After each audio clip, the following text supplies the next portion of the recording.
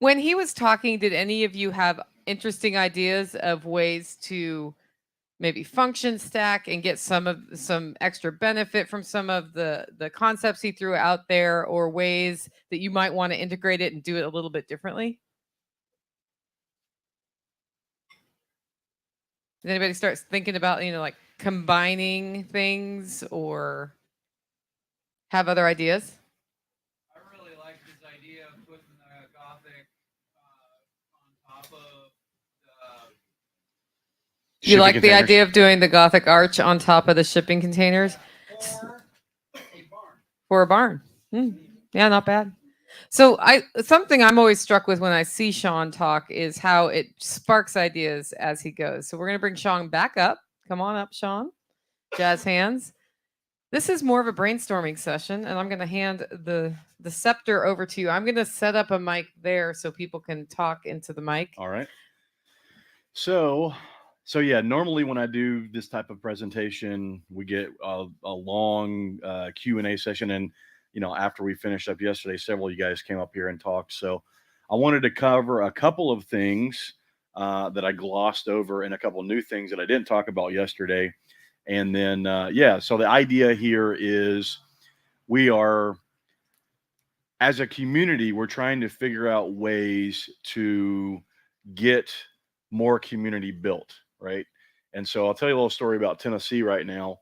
There's been so many people moving from less free areas to Tennessee that if you were to go buy a piece of raw land right now and try to hire a builder to come out and build a house for you, you've got about a 2-year waiting list.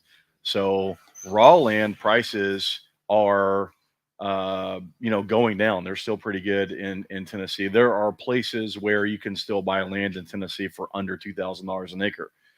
And these are places that are within an hour of a major city if you're the type of person that's looking for land and needs to commute to work.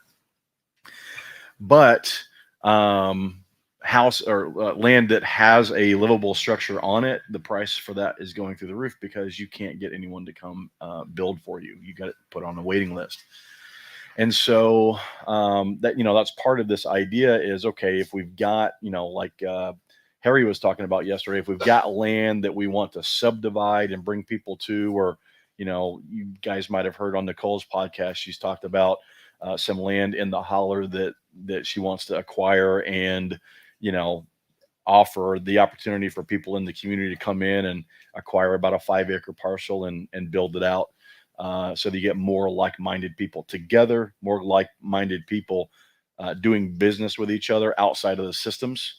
You've got someone growing sheep in the neighborhood, someone doing pigs, and someone doing goats, and someone doing chickens, and someone doing rabbits, and someone doing eggs, and so on and so forth. Then, you don't have to do it all by yourself. You can share the load and barter in between yourselves. So, one of the things I didn't mention yesterday is probably the cheapest, but it's not something that people would really consider to be a permanent structure, is a teepee. And so you can get good covering material for teepees. Teepees are better in cooling climates than they are because they create their own kind of thermal chimney effect. So you kind of have a draft working through it. And I've known people that have lived in teepees for over a year before. So you can make them pretty cozy. And you're talking of, sub $10 a square foot with all your stuff in there. I've seen before where people will build like a little straw bale ring and lime plaster it and then put the TP on top of that. So they've got a little bit of, straight walls down at the bottom. So two things I wanted to talk about that I didn't really get into yesterday. One is rainwater catchment. So for every inch of rain that falls on 1 square foot of catchment area, you can collect 0.6 gallons. Okay. And so I did the math actually for this property for Jack, and Jack can, on an average year, per 1,000 square foot of roof, he can collect nearly an acre inch of water. Okay. An acre inch of water is about 27,000 gallons. It weighs 113 tons. And if you start putting that together with things like the amount of soil that he's added to the property in the last, 10 years, and the biochar and all those other things, you're really talking about changing an environment instead of just letting it all go out to the road and down to the storm. A lot of people get weirded out about treating rainwater. So I have a family. We're on rainwater. We supplement it with well water when we get a long dry period. But none of us have ever died. So and we aren't very militant about we do sediment filtration and we run drinking water through Berkey's. I've had a UV light for a long time. I've never put it in because I've never felt like we really have a need. We do a manual first flush diversion system. So if you guys have ever heard of first flush diversions, the idea is that you get, dead bugs and bird poop and pollen and dirt on your roof. You want to wash that off before you start collecting rainwater. And so all we did is we used 3-inch PVC pipe with clean out tees at the bottom, and I just screw the plug out. And then when I feel like the roof is clean, I'll go out in the rain and I'll screw the plug back in, and that raises the water level up to where it goes over and into our actual collection tanks. And then we have a 1,500 gallon tank where we collect the water. Then we pull off of that tank to go into IBCs, and we pump the water into the house from the IBCs. And so what that does is it allows the heavy sediment to go to the bottom, and it allows the floaties to float, and we're pulling water out about 4 inches up the water column where it's nice and clean. And then we use that, again, through a couple layers of filtration before it goes into the house. But it's not something that you should be afraid of. It's probably safer right out of that IBC tote than what a lot of people are getting in their houses. So the other thing I wanted to talk about is just general solar. People think I need a huge system to do, what I want to do. 500 watts of solar will run, a 10 to 15 cubic foot refrigerator for the year. Now you need the appropriate amount of battery to go along with that. And the same thing if you have a chest freezer. 7 to 11 cubic foot chest freezer is going to draw about the same energy as your fridge. It needs more to cool, obviously, but you're not opening that door as much and letting the cold air fall out of the bottom like you are with the refrigerator. So, if we're talking about the main needs that people have for their energy use in their house, it's heating and cooling people, heating and cooling water. Well, not cooling water, heating and cooling food, right? And so whether that's cooking or keeping your leftovers from going bad. We have 4 people in the household. We have an 11 cubic foot refrigerator, and those are probably 17, I think, to put it in perspective. Like my fridge is that tall. It's about that wide, and it's rarely full. We store meat in the freezer, and it comes out and it thaws in the fridge, and then we eat it, and then leftovers go in the fridge, and a couple of days later, those are gone. That's one of the big things when I'm talking to people about a solar consultation that they can't really get their head wrapped around, is they think they need all this, food storage area. And I say, get as many freezers and fill it up with as much meat as you can. But refrigerators is typically where food goes to go bad. And so I talk to people and say, hey, go look at your fridge right now. Tell me, how empty is it, right? How much open space is there? And then how much of that space that is taken up with stuff is stuff that needs to be thrown away like a week or two or a month ago. And normally it's about 50%. If they really look at it, about 50% of their refrigeration space, or they've got 8 bottles of mustard and 5 bottles of ketchup because they've got kids that eat hot dogs all the time, right? So anyways, when you're looking at maybe putting a small system in to run a garage freezer and maybe, keep some battery powered tools charged up, you don't have to go super huge. You can go with a small system. And I advise people to do that because you'll learn how the components interact with each other when you do that, which makes it more likely that you're going to go put a bigger system in. So with all that being said, like I said, I just wanted to touch on a few points. So who's got some ideas on how we create this system where we can acquire land and go put relatively cheap dwelling units on them? If you could do me a favor and go up to the mic and ask in the mic, that will make the live stream a little bit better. And if there's nobody moving that way right now, I have a question from online from Jerry. What about composting toilets? Yeah, so gray water and black water management obviously is a big thing. If you're going to do a new construction on a facility and you don't want to have to go get a septic permit and pay someone $15,000 to put a septic system in for you. So you've got the composting toilet that's like the bucket and the sawdust, right?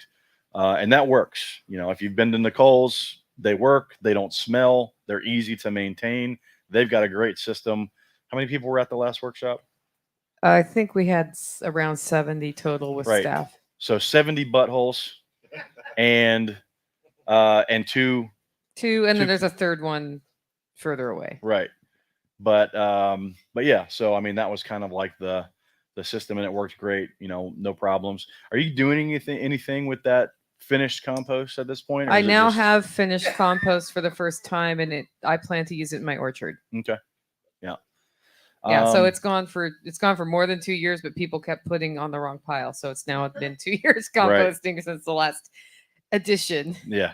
And then that's going on the orchard. So the other two things that I really like, one of them is a methane digester. So you use the bathroom like you normally would, flushing and everything happens the way it normally would, but everything goes into kind of through a dewatering system and then into a methane digester where the bacteria that's already in the poop creates usable methane gas.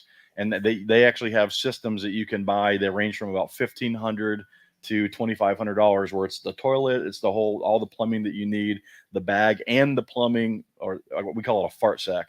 And then it's got the plumbing that runs the gas line back. And, they say that a normal person can generate about an hour's worth of cooking per day if they poop into a methane digester. And then you actually get compost out of it as well. Okay, Bruce, go for it. Is that on?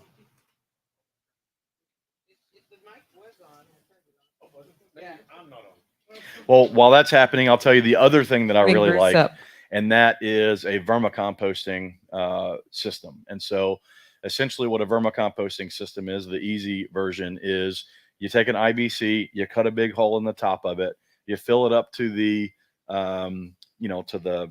valve level with gravel. And then on top of that, about a third of the space that you have left above the gravel, you fill with wood chips, not really small ones. And then above that, you kind of build a lattice work of twigs and leaves and things that you find in the forest. And then you throw about 2 or 3 or 4 pounds of composting worms in there. And the toilet paper and the poo and the pee and everything goes in there. It's essentially a dewatering box again. So the water will work its way through the system and out through the drain. You build a little green filter after that. And what normally people will do is they'll put nitrogen loving plants in that area. And you'll see the nitrogen loving plants doing really well at the beginning. And then once the ecosystem within the IBC matures, then those plants will start getting angry because they won't be getting as much nitrogen. So the urine gets bound up with the wood chips. The worms take care of everything else.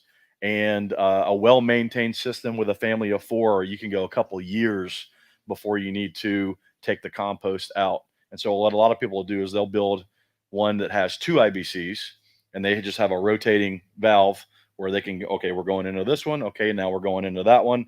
And we'll let that one sit for a couple of months, clean it out, refill it, and then put kitchen scraps and stuff in there to keep the worm population alive until they're going back over to that other one. So that's a system that you can build for. So that's something you would bury, so you got to get in.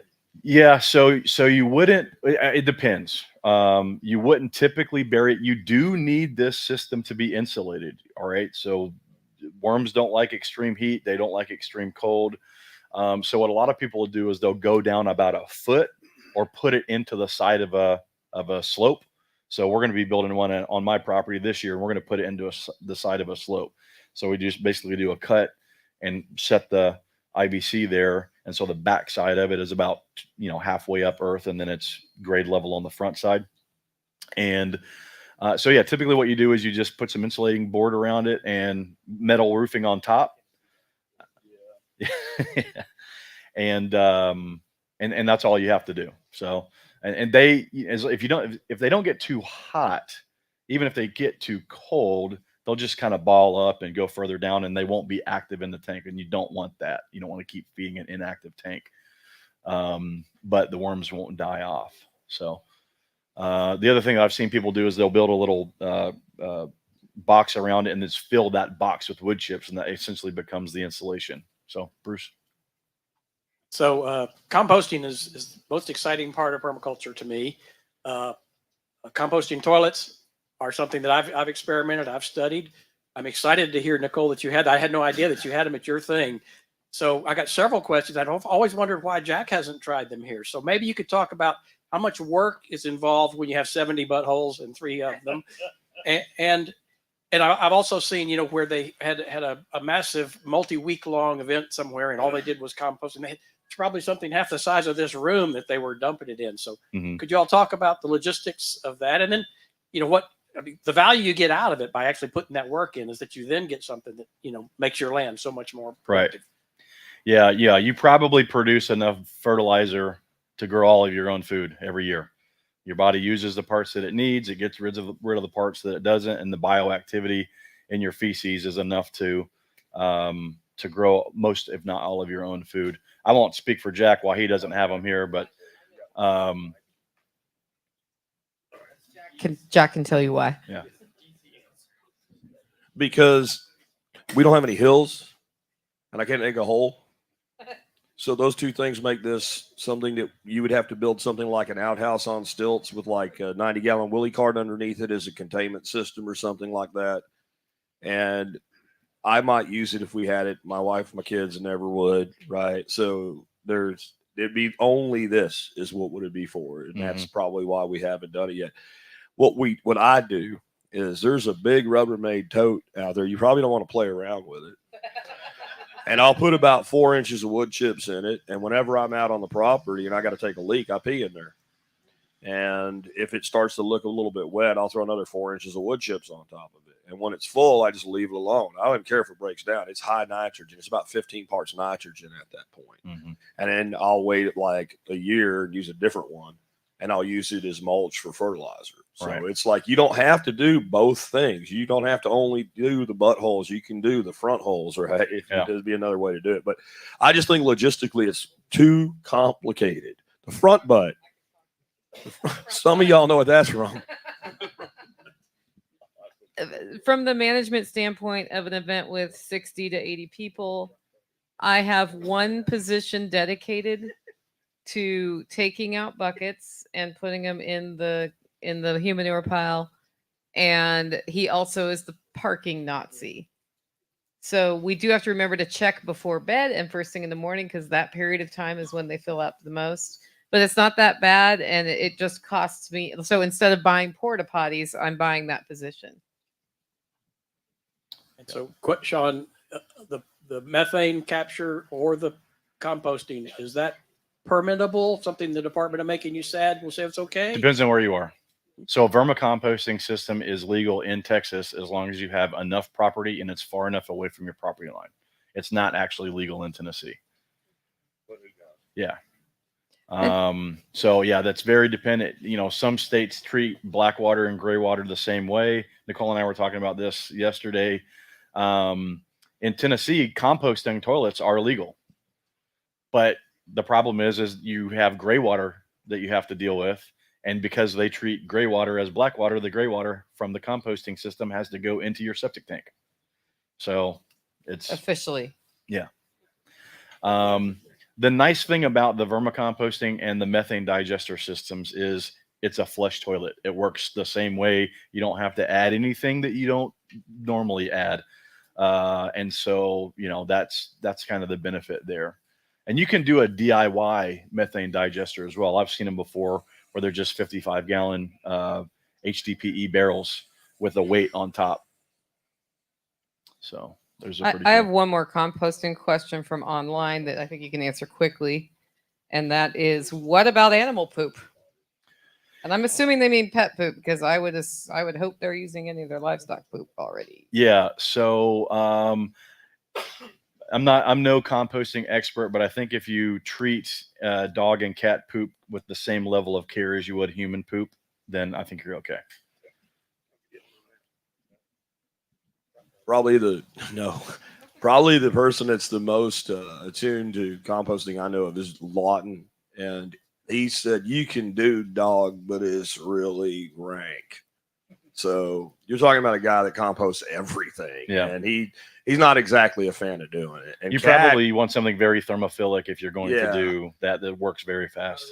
if you want Your to mom's do not a real cat, then I would suggest you get a litter called feline pine, and it's just basically pine pine sawdust, and then at least you already have your carbon and your nitrogen together. But Jeff said it's pretty dank, Mm. and he'll do anything, but you could do it, and so that just take that with you what you will. Right. Yep. Who else has interesting ideas or questions? I have a ton of them from online, but I'm prioritizing the room right now. Anybody? I'll tell you one of the reasons why I like the idea of the containers with the Gothic arch is you could do 40-foot containers, and then you could do like a 30-foot Gothic arch setup so that you've got a 10-foot area on the front where you could put a stairwell in if you wanted to. It also takes care of the flooring. It gives you a nice substrate to put the flooring on, and you're up off the ground. Okay. So the next question, I am making a different question out of an online question from Better Built Dogs. She can say it better Because than the you answer can. is it depends. So we're going to make it not depend. What are the things that you need to take into consideration before you decide how large of an inverter to use in a solar system? Okay, so today's inverters do a lot more things than yesterday's inverters do. And so that's part of the equation. Really, the biggest thing that you want to make sure that you can handle is whatever your maximum inrush current is. So if you need to deliver 50 amps because of certain things coming on at the same time, you want to make sure you have an inverter that's capable of delivering 50 amps. The new ones on the market today that are all-in-one charge controller, transfer switch, AC and DC charge controller, transfer switch, and inverter, where you can plug your battery in, a generator in, the grid in, a sub panel in, and solar all into the same device. They do really well because they can actually combine from those sources. And most of the time, if you're looking at one of those spec sheets, you'll see that when it's attached to the grid, it has one level of maximum output.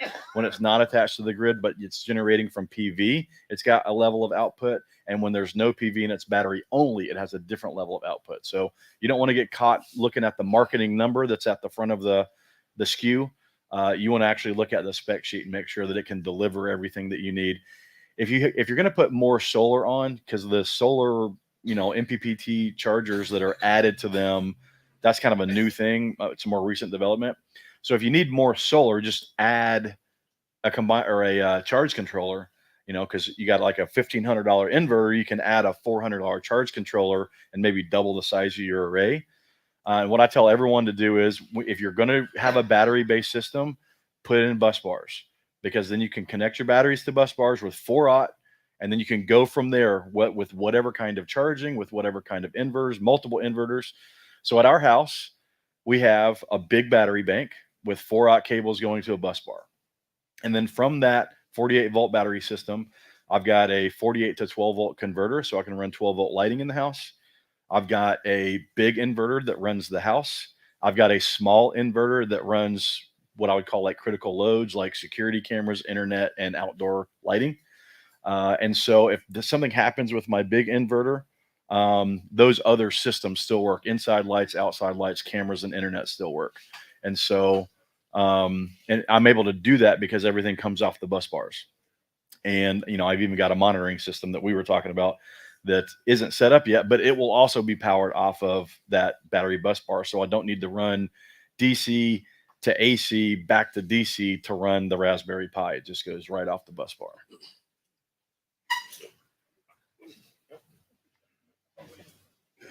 On the solar battery, like if you're going to build an enclosure, could you tell me more about like ventilation and insulation for like 110-degree day in Texas? Something like that? Sure.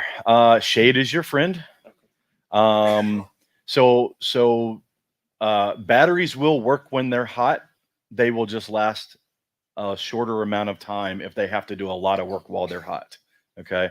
So definitely you want insulation. Definitely you want, plant some hedges or something outside of that, that's going to provide some shade and some evaporative cooling in the area.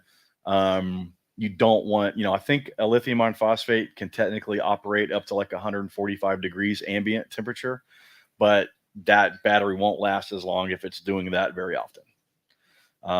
So the other thing with lithium iron phosphate batteries is you don't want them below freezing. They will work when they're below freezing, but they will not charge when they're below freezing. And so, there's people that will put like aquarium heaters underneath, or like seed mat, seed starter mats under there, and put them on like a thermocube. So they come on when it starts getting cold. Another thing that you could do is if you have big loads, you could turn those big loads on like in the morning when it's 32, because that amperage moving out of the battery cells will generate some heat as well if you're close. But it's not like your battery is going to just fall apart and crumble. It's just that the BMS, it's got a temperature sensor on every single cell. And if any of those cells is below 32 F, it's just not going to put any charge into them. So you can mitigate that. But yeah, you don't want your batteries in extremes either way. Flooded lead acid, that's one of the benefits that it has over lithium iron phosphate, is it can handle worse conditions, right? It can go well below freezing. It can get, again, you don't want it to get too hot. But it does have a little bit of versatility there. So up on the board there, and just understand I can't draw. That's the best I could do. It's basically a square in what I'm trying to do. Those are supposed to be shipping containers, and you're looking at it from above, looking down, like you're sitting in a helicopter looking down at it. When you were talking about putting the arch over that, this is something that's been in my head for a while, taking 4 shipping containers, and obviously this would be welded or bolted together, so it's like a single structure. And to me, you have this huge courtyard then, completely surrounded, and you could totally automate some shade cloth across that. And I always thought that was kind of a cool way to go. And I know not to bury them. Just don't. I've seen enough of them collapse, and I've seen people do it where they don't collapse. And by the money they have into it, you could have done poured concrete, right?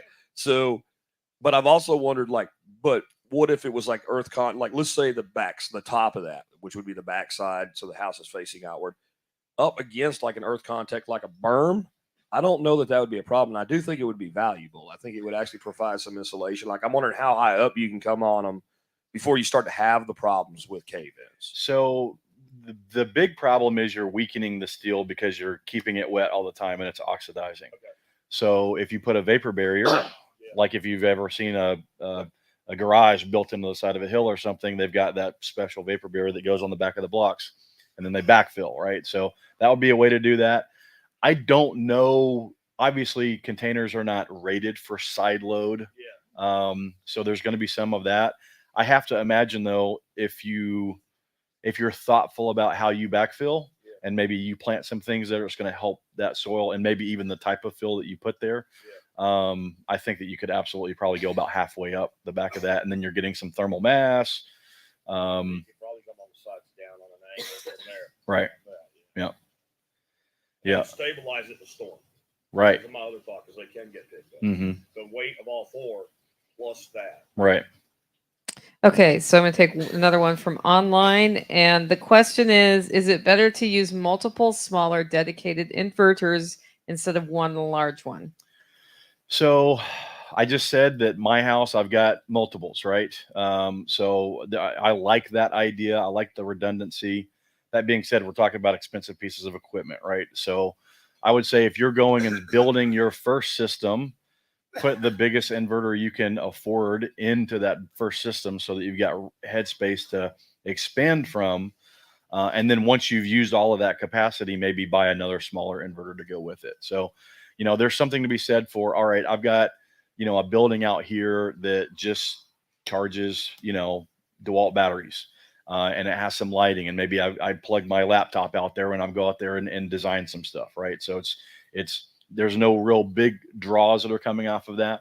So that's something where I might just put a battery and an inverter and one solar panel on to keep the battery topped up. And that would run that little small system. Now, one of the bad things about these new all-in-one inverters is they draw a lot of power just being on. And so if you're kind of on the fringe with your battery capacity, then you might look at having an extra inverter that's smaller. So my smaller inverter is a 1200 watt Victron Phoenix inverter. Okay. And so that inverter draws 3 watts when it's on. Like its self use is 3 watts. And that includes the Bluetooth dongle that I have that was reporting back to me what's going on with it at all times. So my big inverters use about 90 watts each when they're on. And so that's a solar panel's worth of production over the course of 24 hours. And so again, if I'm close to my, to using the maximum capacity of my battery bank, well, then I might want a smaller inverter to run the fridge and the freezer. And then I'll run the rest of the house off the big inverters, and those inverters get turned off at night and then just turned back on in the morning. So I like to cook, and I have a lot of fancy cooking gadgets: air fryer, sous vide, electric kettle, K-cup, coffee maker. Which of these things tend to work fine on an off-grid, and which of them, because of the surge or whatever, does not work? Depends on the type of battery you're using. So lithium iron phosphate, you're not penalized. You don't get less production by drawing more amperage out of them. So if you're on that, use whatever the heck you want. If you're on a flooded lead acid system, you do get penalized by high draws. And so it's not to say you can't use those things. It's just to say, maybe have your big loads on a switch that you can turn off when you're doing those things. Right. So I've got a dishwasher. Her name's, no, I'm just kidding. I've got a dishwasher. I've got a DeLonghi, coffee maker, that grinds my beans for me and heats the water and does all this stuff with the pressure and all of that. I've got multiple plug-in pressure canners. Other than my stove, I probably have a toaster, an air fryer, have all of that stuff, right? And so I wouldn't have had that many gadgets like that when I was on the flooded lead acid batteries. I would have used more radiant solar for that type of thing. But now that we're on the lithium iron phosphate batteries, we just do whatever the hell we want. Okay, so I have one from online. This is an idea. So if you want to keep it cheap and have a cohesive group, you can have a small area, like a communal area with like tiny homes, and people don't have kitchen facilities and some of those things, and just have a central house where that is. So that's the idea for meals and hang carcasses for. Yeah. So it's like a compound. It'd be like turning this into the area where utilities are, and then everybody sort of lives off in a little place. Yeah, and I've actually thought about doing that with like octagons, right? So you have an octagon here that's a bedroom, and another octagon that shares one side that's another one. And if you do that 8 times, then the middle turns into an octagon as well. And so you can open up, similar to the courtyard idea, you can open up that center area to be the shared area. If you're doing a more of a communal thing, the other thing would be is that central area could be where the majority of the energy production happens. So instead of having 10 individual rooftop solar systems, you could have one larger system with a mini distribution grid on the actual property, with maybe a natural gas or a propane generator in the middle of it. So the smart neighborhood concept that Southern Company came out with several years ago, that was basically the idea, is everyone was going to share the power within the neighborhood. And if there wasn't enough power generation from the neighborhood to cover the shared neighborhood's demand, then there was a natural gas generator that would pop up. And then the idea from that on a community scale would be, if you're producing more than you need and your neighbor is producing less than they need, then you can send some power over to them at an agreed upon rate just within your neighborhood, right? Or you do some sort, net metering. Hey, today I'm going to run the electric dryer because it's been raining for 4 straight days, and it's not hot enough for me to make a fire in the house to dry the clothes. So I'm going to use the electric dryer. So I'm going to use some of your power generation today, and then tomorrow you use your electric dryer. So that type of thing. But that's a great idea, is having the things that everyone needs, but not at the same time normally, those being shared resources. So back to the topic of batteries, we've heard a lot about like the reduction in price on solar panels and kind of what the best value is in solar panels. Right now, what do you feel like is the best value in batteries for solar systems? Kind of, if you're doing a small one or if you're doing a big one. Yeah. So, I mean, there's a price of entry, right? You're going to spend about $1,500 for a server rack battery right now. And, that's going to be in the neighborhood of 5,000 watt hours of storage. But that works out to about $300 per kilowatt hour of storage. And years ago, that was well over $1,000, right? So you're seeing, even though that component is very expensive compared to, say, a $70 solar panel that I can get, it's, the price per kilowatt hour of storage has come way down. I don't know how much further down it can go. And I talked about this a couple years ago here when I was talking about the myth of the Green New Deal and how there's no way that we would be able to do the things that they said they wanted to do. There's just not enough construction capacity to do it. One of the things is as you have more people going to lithium iron phosphate batteries, so Tesla's long range vehicles are now lithium iron phosphate, right? That's a newer development within the last several years. And so as you get more of that, you are going to experience some economies of scale, but you're also going to see, the supply and demand thing, right? So if you can't scale up production to the demand, then the cost of the items is going to go up because you've got less people competing for the same amount of business. So, and I will say, I'm a big fan of the lithium iron phosphate batteries, but if you have the ability to go out and source some gently used industrial flooded lead acid batteries, they are a fantastic resource for an off-grid system, but they're, 300 plus pounds each. So you've got to figure out, how am I going to actually manage these? Let's see, there's a couple like wall mount lithium iron phosphate packs that are on the market today. They're basically a Powerwall competitor. Okay. Canadian Solar has one called the EP Cube. Signature Solar just came out with a new one. I think they call it a Power Pro. And so all they are is, it's essentially the same idea as the Tesla Powerwall for well under half the price, with more capacity and more output and more everything, but without the T on it. So, those are getting close to like $275 or even $250 per kilowatt hour of storage. And so again, you're starting to see that number come down. And the nice thing about them is they last a long time. So I've been saying since 2019, the cost per cycle for lithium iron phosphate batteries is lower than any other battery technology that's out there right now. It's more to get into them, but over their useful and rated and warranted lifetime, they're the cheapest way to go. Okay, I've got a question from online, and I'm going to summarize it. The question is, if you recommend a 500 watt for solar panels being the minimum, what do you tell people who are having trouble sourcing anything larger than 100 watts per panel? Because this person's finding either an entire pallet of 500 or more, or 100 watt individuals. I will tell that person to get on my email list, and you can do that by going to hackmyhomestead.com, because I regularly update on what's happening with, and in that is a call to action of, if you want panels or you are getting some people together for a group buy, you can email me and I will reach out to the wholesalers and secondary market people that I know and find where the best deals are and point you in that direction.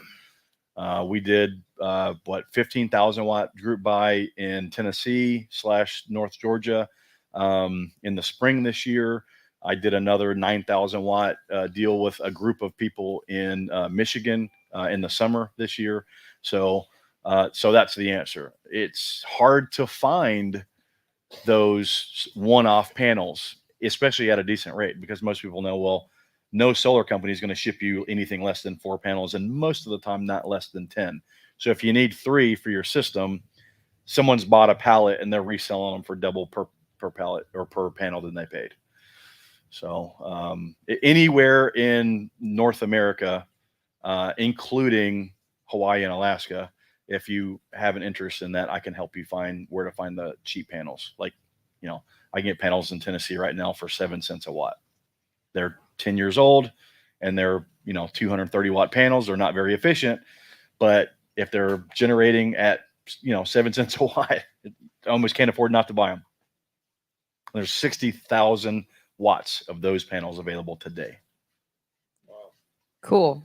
I think that's probably what we're using for my RV system. Uh-huh. Yeah. Anyway, go ahead. Following on from that, what is the life cycle of a typical panel, and have they figured a way to recycle stuff yet, or is it still just? So there is a burgeoning recycling industry that's coming up right now. It costs like 5 times what a panel costs to make to recycle it.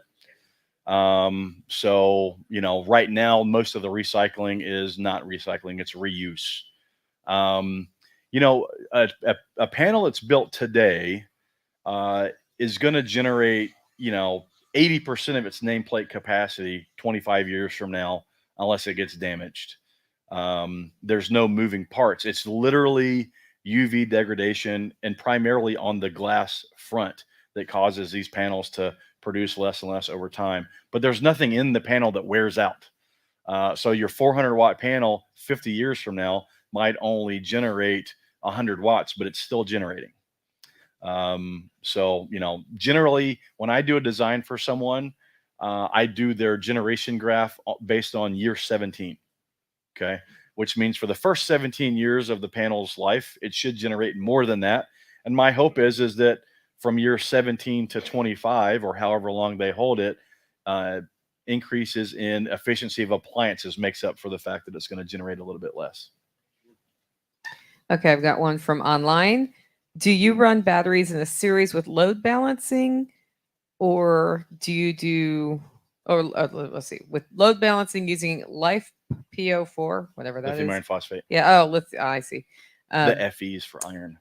There was no FE. Life. Oh, I see. I learned something new every day. Can't spell life without I can't. iron. Like you would with gel cells or lead acid, or how do you do that? So the nice thing about the new lithium iron phosphate batteries is they all have battery management systems, which is little computers that are built in, and that does it. It will waste some energy to balance those cells, but they will balance themselves. So I don't do anything special with wiring to balance loads. The good ones have a breaker usually on it. Yeah. Well, Sean, wow, you're a resource, and you're sharp too, picking up that life and lithium iron. I just wanted to share my story because I recently had a professional company come out and make me a proposal to do a system. They told me how much money it was going to save, and then I went and did my own spreadsheet, as Jack would tell us, and they were full of crap. Excel never It lies. never paid for itself at all.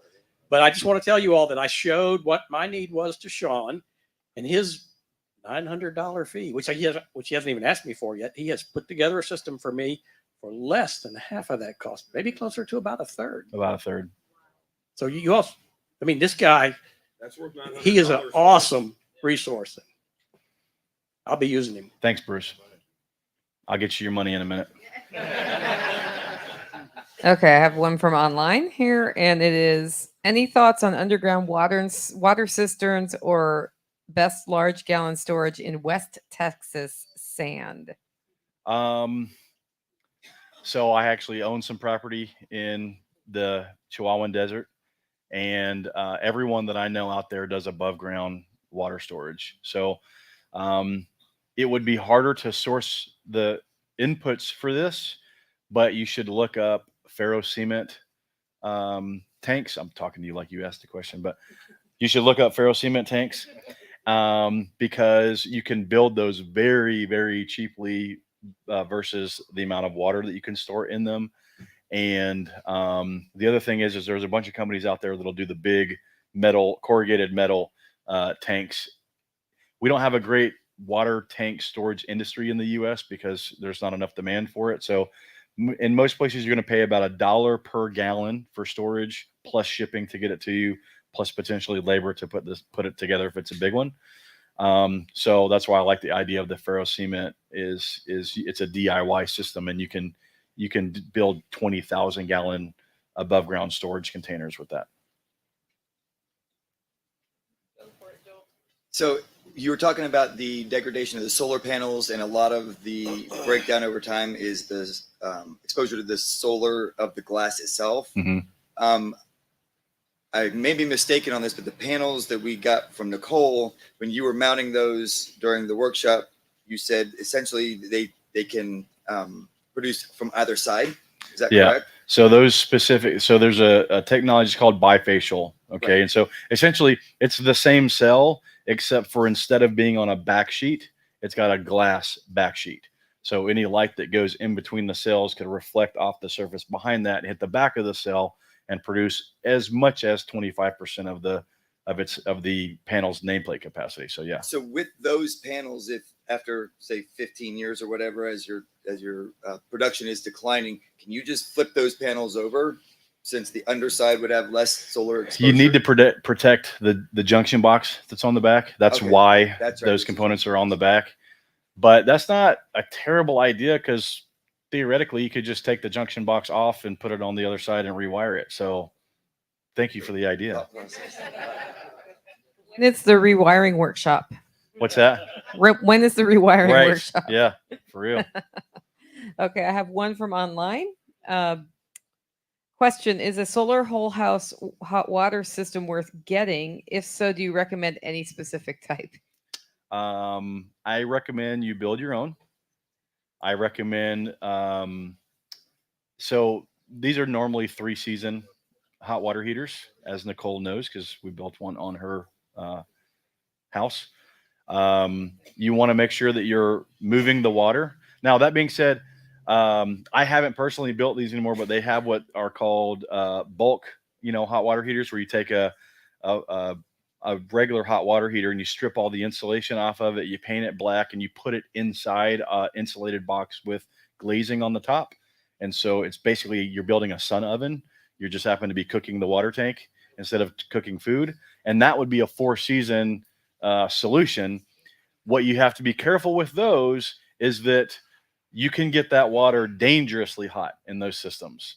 And so you always want to make sure that you've got pressure and temperature relief valves in that system, and that you're directing that blow off in the right place. You don't want to be walking past your system when it decides to blow some steam out. Ask me how I know. So yeah, that would be a good option for like a 4-season type of solution. But yeah, no, I mean, solar thermal water typically pays for itself between 1 and 2 years. That's the ROI. Solar thermal air typically pays for itself in 1 year. And then, PV is going to be 5 to 10 plus, just depending on how you use it and how efficient you are with the component. The hybrid inverter to the solar, to the water tank. Right. So Tim, actually, you guys can ask Tim about this, because I don't know a bunch about it, but he actually literally has a hot water heater where it's just like solar panel, hot water heater, or solar panel inverter, basically hot water heater. No other components. It's Go yeah. ahead. I haven't heard you talk much about gasifier electricity, and I was kind of curious to what's the viability of that, especially if you're using it for like wood water heating or something, or like a what do you call them, the ones you feed the wood into at the bottom to kind of heat the house, so it goes through like a rocket mass thinking. Right. Is it viable to kind of put a gasifier electricity generator on something like that? I don't know much about it, but it seemed like something that I've heard about. That seemed like you might so it's something that you can do. There's a lot of problems with running wood gas through a carburetor that's meant for gasoline, right? There was a guy on Jack's podcast maybe 8 years ago that had a system where he would run the wood gas through a cooler with water in it, and he had a mason jar in line, and so it would cool that wood gas enough to where the tar actually fell out of it, and now you could collect that and use that for building ships or something. But everyone that I've talked to that has done though, so I've actually seen a guy that has a truck that runs off of a gasifier that sits on the bed of the truck. That was really cool, but that's not an everyday driver for him. It's like a novelty.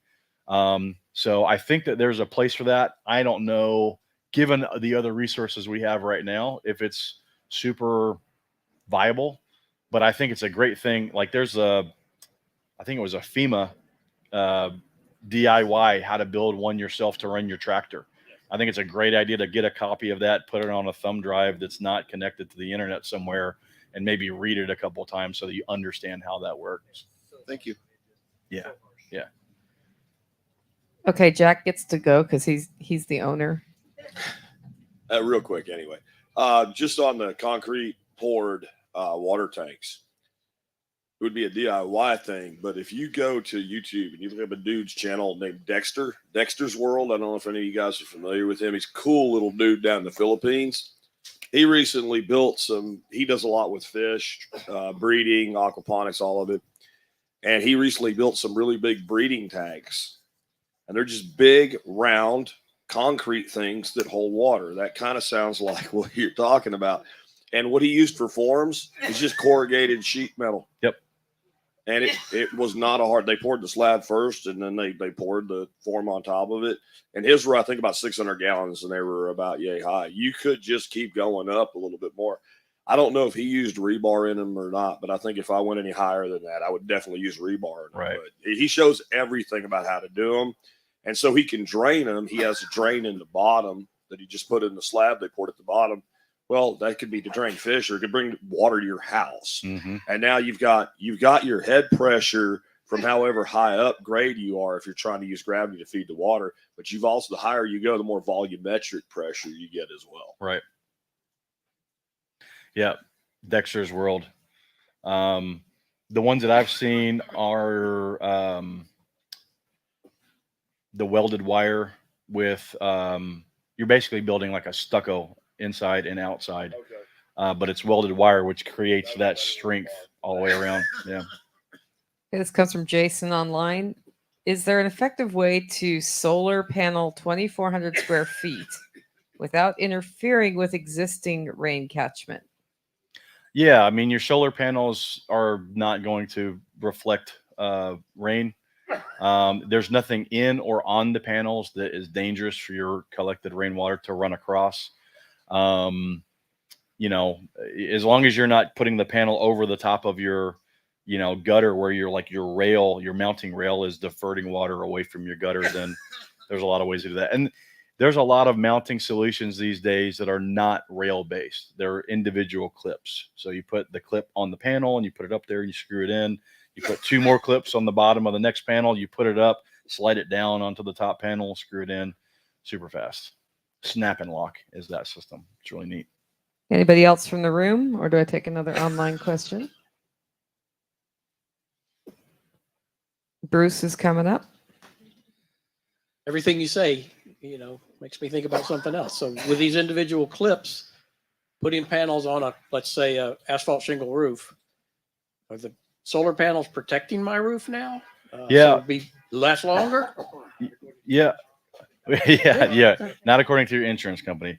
But yeah, so I mean, sunlight is the thing that does the most damage to anything, right? So if you're shading those asphalt shingles, then yeah, you're making that roof. So the only harm is putting this clip into the roof. Right. Right. Yep. And it's engineered, and there's a right way to put it in.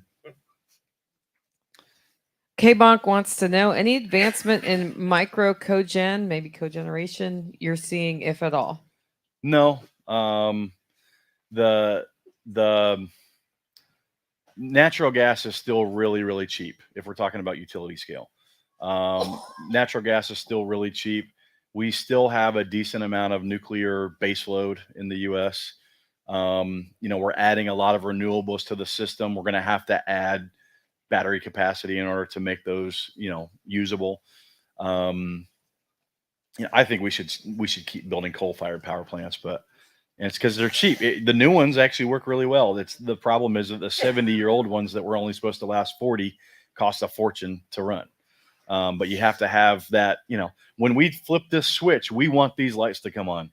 And just ask anyone that was in this state when they had December-geddon or whatever it was, Freeze-a-geddon, how crappy it was that you all of a sudden you couldn't rely on your power grid. And so I won't name the company, but one of my largest clients was a significant producer of energy in the United States. I've worked for most of the major utility companies in the US, and they've got like their 10 and 15 and 20-year plan. And if you actually read their 10-year plan, they've got where they're phasing out of coal and phasing into TBD technology. Yeah. This is the CEO of a publicly traded multi-billion-dollar company responsible for production and distribution of power across multiple states in the US. And in their most, most short-sighted plan, they're going to shift to TBD technology. That's a really cool tech. Let me tell you. Yeah, right. Yeah. 30 years out is like tomorrow, really. 10-year plan. You're starting now. Yeah. So You Jerry, should be breaking ground and getting permitting for plants that are going to come online in 10 years now with TBD technology.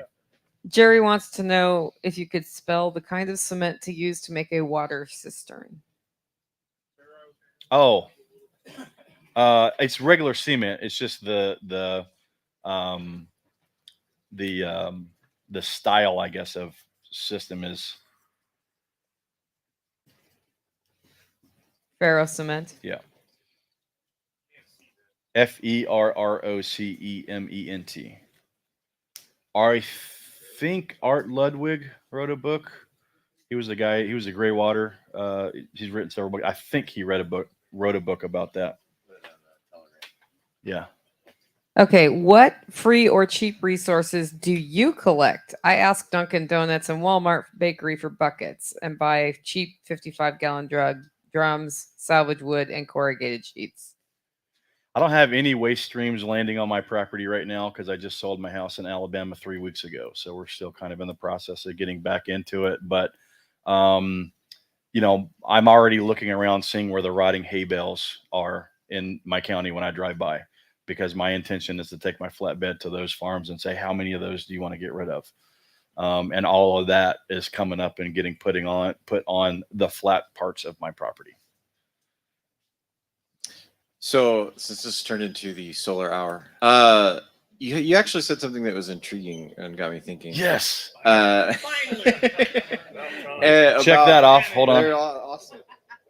And that is a setup that just runs your freezers in your garage. Mhm. Like that's a really good idea for many reasons. But what would a setup like that look like? And because that doesn't seem like it'd be big. Right. But yeah. For future expandability, I would go with a 48-volt battery system. Again, this would be based on how many freezers are we talking about, how big they are, what's your climate, things like that. But so I'll give you my personal experience. So I've got a 7.1 cubic foot freezer in my kitchen, and I've got an 11.4 cubic foot refrigerator. It's all refrigerator, okay, in the kitchen. And those things, plus all of the other things that I do, plus all the lighting on that circuit, draws about 1.5 kilowatt hours a day. Okay, so 1,500 watts is all I would need to produce in order to run my whole kitchen. And so where I live, the worst parts of the year, I'm going to get about the equivalent of 3 sun hours a day. So that means I need about 500 watts of solar to just break even running my kitchen. So what I would do is not put 500 watts of solar. I'd go get 5 235 watt Sharp panels for 7 cents a watt, and I'd put those out there, right? And those will generate about 1,000 watts. And I'd pair that with probably 1 server rack lithium iron phosphate battery, maybe 2. And a 3,000 watt inverter. So your 3,000 watt inverters are going to be able to take between 6,000 and 9,000 watts of inrush current, when those compressors are coming on. So a 3,000 watt inverter would run that easily. You can find those for about $500. My backup inverter is a Renogy 3,500 watt 48 volt inverter that I can actually run PV directly to up to like 150 volts. And I think I bought that for like $575 off of Amazon and added the 3-year protection so I can treat it like crap. And when it breaks, I'll just break it in like 2 years and 10 months and get a new one. Okay, I have one last question from online. And then, Question? hold on, I just thought of another thing. And then I would make sure that I have the ability to plug an extension cord into that circuit and run it anywhere else in my house. Yep. So this is from Eco Mouse. Solar Like, panels. subscribe, and share. Oh, Yeah, like and subscribe. Yeah, absolutely. Don't enrage the Eco Mouse. Solar pan. So what to do with solar panels with a shattered face? Is it viable to cover the face with a transparent adhesive sheet to keep the external glass in place? The inner glass is still intact after the face, after a rock basically hit it. mm-hmm. So the big problem with shattered panels is that they will eventually get water infiltration, which will corrode the internal circuitry. That can be a fire hazard. So I wouldn't put one of those on my roof, but I'd put it, outside to run an aquaponic system. I wouldn't worry about putting anything over the glass. If it's so bad that water is just going to seep right into it, it's not going to generate very much. But I've seen people. There's some like almost roll on. I don't even know what it is, but I've seen people take shattered panels and roll on a glazing type substance that appears to work, but it's like $100 a gallon for that stuff. So just buy another panel for $100. The answer is buy another panel for $100. Or use it. Just don't put it on your house, right? What did you have another one? Okay, that was our last. Oh, okay. Go ahead and take it. We got All right. time. Okay, you said another thing. So excuse my ignorance on electricity. You're excused. So don't let it happen again. Yeah. So as you come out of a breaker, you basically have different circuits per breaker in a breaker box. Are you saying that in your design of your house, like you've effectively done the same thing from just different like inverter and setups? So like you're running a separate circuit wire based on. So my house is wired just like any normal house. I've got a main disconnect panel with individual breakers that run individual circuits within the house, and I know which breakers run what circuits. And so I got an Emporia Energy in box clamp meter that I've got 8 circuits that I monitor. And so that's how I know. Literally, I know the day I went to Costco and bought $900 worth of meat and brought it home and stuck it in my freezer for the next 2 days, that circuit doubled the amount that it would normally take. And then yesterday it's back down to normal. So yeah, the house is wired standard. And like I said, the only kind of odd thing is I've got my internet and outdoor lights on that separate smaller inverter, and then the indoor lights are off of the 12-volt converter. Okay. Yep.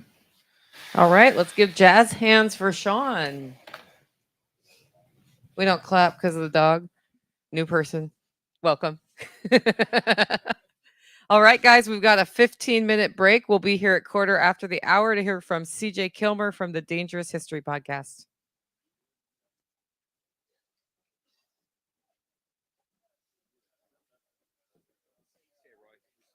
Log back into your laptop.